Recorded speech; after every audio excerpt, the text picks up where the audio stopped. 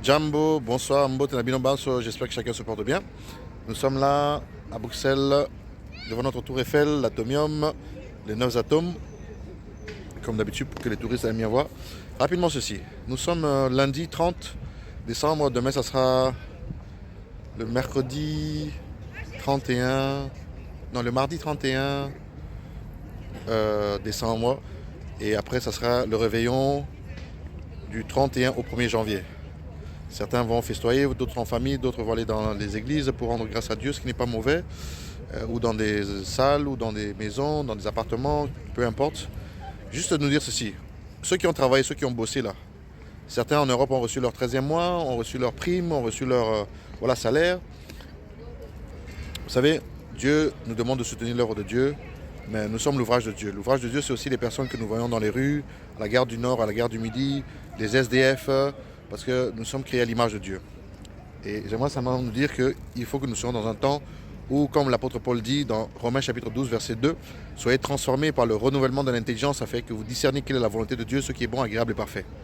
Donc il faut avoir un discernement quand même assez aiguisé, avancé, parce que sans le don de discernement, on se fait rouler à la farine, on se fait entuber dans tous les sens.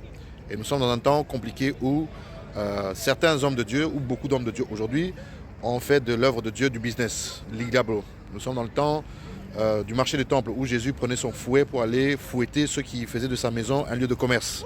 Et aujourd'hui, malheureusement, nous voyons autour de nous, ici et là, que beaucoup profitent de cette journée, cette passation pour certains, parce que nous sommes sur le calendrier, pour eux, qu'ils appellent un calendrier qu'ils utilisent pour faire passer les gens du 31 au 1er, comme si c'était une passation spéciale. On passait d'un tunnel, on rentrait dans un tunnel pour sortir de l'autre côté. C'est comme si tu rentrais à Calais et tu vas sortir en Angleterre de l'autre côté, ou si tu rentrais dans le tunnel à la basilique pour sortir à la porte de Namur à la gare du Midi. Ce n'est pas ça. Parce qu'on a le calendrier juif, on a le calendrier grégorien, on a tous ces calendriers-là. Donc les musulmans aussi ont leur calendrier, certaines ont leur calendrier, certaines, voilà.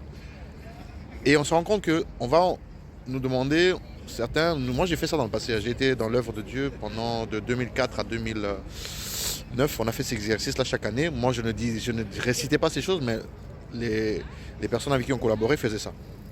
Donc ne vous faites pas dépouiller pour soi-disant donner le meilleur que vous avez, la meilleure action de grâce, la meilleure offrande, toutes ces choses-là. Parce que Romains 12, 1 nous dit, offrez vos corps comme un sacrifice saint et vivant devant notre Seigneur, ce qui sera de notre part un culte raisonnable et une action de grâce. Si on veut rendre grâce au Seigneur, c'est d'abord notre vie, notre cœur, et le reste suit. Donc nous ne faisons pas avoir. Bien entendu, lorsque nous donnons notre vie, ce qui nous appartient à Dieu. Mais on peut soutenir l'œuvre de Dieu différemment. 2 Corinthiens chapitre 9, verset 5 à 9, on nous dit, celui qui moissonne peu récoltera peu. Celui qui moissonne beaucoup récoltera beaucoup. Mais que chacun donne comme son cœur l'a résolu. Je pense que beaucoup de prédicateurs, même d'ici et là, des années passées, on l'a déjà dit. Ça ne sert à rien de nous faire dépouiller, déplumer, comme une poule qu'on déplume pour qu'elle se retrouve à nu, alors qu'on a parfois des charges, des responsabilités, l'année qui commence, des charges familiales, des projets à accomplir, tout cela. On peut soutenir, on peut aider, mais il ne faut pas aller au-delà de ce qui est possible. Et récemment, on a vu des vidéos tournées où il y avait une dame qui demandait 2000 €, l'enveloppe était là, jusqu'à faire saigner son compte. Vous vous rendez compte un peu ? À croire que certaines personnes d'origine africaine, quand ils viennent de l'Afrique, ils viennent ici, ils ont un langage qui est différent de la Bible. L'autre là qui va dire non, celui qui a 5 000 $, 10 000 € vient de donner, il a la révélation de Dieu. Il n'y a pas de révélations qui contredisent la parole de Dieu. Donc toute révélation qui contredit la parole de Dieu doit être bannie. Parce que l'apôtre Paul a dit dans Galates chapitre 1er, en disant qu'il entend dire qu'il y a des gens qui viennent altérer l'évangile comme s'il y avait un autre évangile pendant qu'il n'y a pas d'autre évangile. En disant que si lui-même Paul venait et revenait, ou si un ange du ciel venait donner un autre évangile, que cette personne soit anathème qui veut dire maudit.